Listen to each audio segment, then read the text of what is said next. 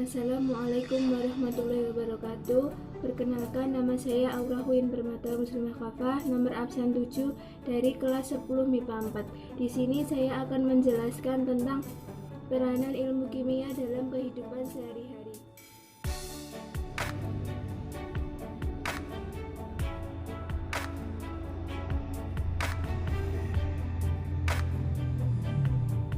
Peran ilmu kimia dalam kehidupan sehari-hari. Ilmu kimia adalah ilmu yang mempelajari tentang komposisi, sifat, dan perubahan zat. Ketika mengatakan kimia, masih banyak orang yang mengaitkan hanya dengan bom dan hal yang berbahaya. Pada kenyataannya, kehidupan manusia tidak dapat dipisahkan dari kimia dan perannya sangat penting dari kita membuka mata sampai menutup mata. Ketergantungan pada zat kimia sangatlah tinggi. Segala sesuatu, baik makhluk hidup atau bukan makhluk hidup, kepadatan, cairan, atau gas terbuat dari susunan yang paling dasar dan disebut unsur kimia. Manfaat ilmu kimia di kehidupan sehari-hari. 1. Di bidang pertanian. Manfaat ilmu kimia di bidang ini adalah untuk mengembalikan kesuburan tanah. Yang perlu dilakukan penambahan pupuk, sedangkan hama dapat diatasi dengan penambahan pestisida. Manfaat dan bahaya penggunaan pupuk dan pestisida harus dipahami sehingga tidak terjadi kesalahan dalam penggunaannya. Contoh gambar pemenuhan unsur hara dengan cara pemupukan. 2. Di bidang kedokteran. Manfaat ilmu kimia pada bidang kedokteran adalah untuk membantu penyembuhan pasien yang mengidap suatu penyakit. Digunakan obat-obatan yang dibuat berdasarkan hasil riset terhadap proses dan reaksi kimia. Bahan-bahan yang berkhasiat yang dilakukan dalam cabang kimia farmasi. Contoh gambar peran kimia dalam bidang kedokteran. 3. Di bidang geologi. Bidang ini berkaitan dengan penelitian batu-batuan atau mineral dan pertambangan gas dan minyak bumi, proses penentuan unsur-unsur yang menyusun mineral, dan tahap pendahuluan untuk eksplorasi menggunakan dasar-dasar ilmu kimia. Manfaat ilmu kimia dalam bidang ini untuk membantu memahami serta mengerti temuan para peneliti tentang batuan atau benda-benda alam.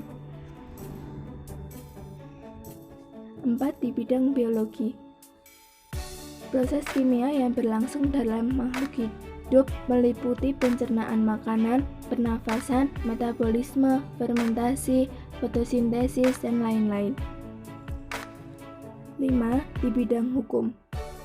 Manfaat kimia dalam bidang hukum ketika diberlakukannya pemeriksaan peralatan bukti kriminalitas. Bagian tubuh tersangka dapat diperiksa dengan struktur DNA-nya, karena struktur DNA setiap orang berbeda-beda. 6. Di bidang arkeologi. Ilmu arkeologi identik dengan penelitian fosil-fosil.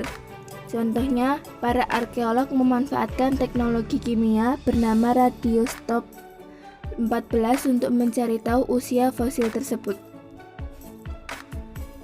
Contoh gambar peran kimia dalam bidang arkeologi.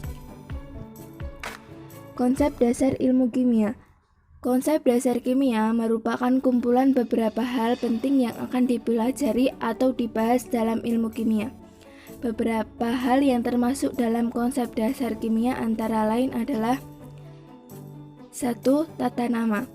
Tata nama kimia merujuk pada sistem penamaan senyawa kimia. Telah dibuat sistem penamaan spesies kimia yang terdefinisi dengan baik. Senyawa organik diberi nama menurut sistem tata nama organik. Senyawa anorganik dinamai menurut sistem tata nama anorganik. 2. Atom. Atom adalah suatu kumpulan materi yang terdiri atas inti yang bermuatan positif yang biasanya mengandung proton dan neutron, dan beberapa elektron di sekitarnya yang mengimbangi muatan positif inti. Atom juga merupakan suatu satuan terkecil yang dapat diuraikan dari suatu unsur dan masih mempertahankan sifatnya. Terbentuk dari inti yang rapat dan bermuatan positif dikelilingi oleh suatu sistem elektron. 3. Unsur. Unsur adalah sekelompok atom yang memiliki jumlah proton yang sama dan pada intinya jumlah ini disebut sebagai nomor atom unsur. Senyawa. Senyawa merupakan suatu zat yang dibentuk oleh dua atau lebih unsur dengan perbandingan tetap menentukan susunannya.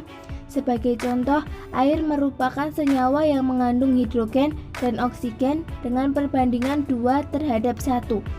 Sistem senyawa dibentuk dengan diuraikan oleh reaksi kimia.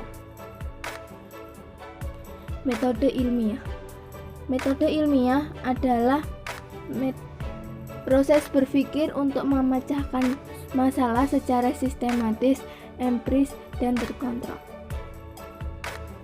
Langkah-langkah metode ilmiah: 1. Merumuskan masalah. 2. Merumuskan hipotesis. 3. Mengumpulkan data. 4. Menguji hipotesis. 5. Merumuskan kesimpulan. Sekian dari saya. Apabila ada salah kata, saya mohon maaf. Wassalamualaikum warahmatullahi wabarakatuh.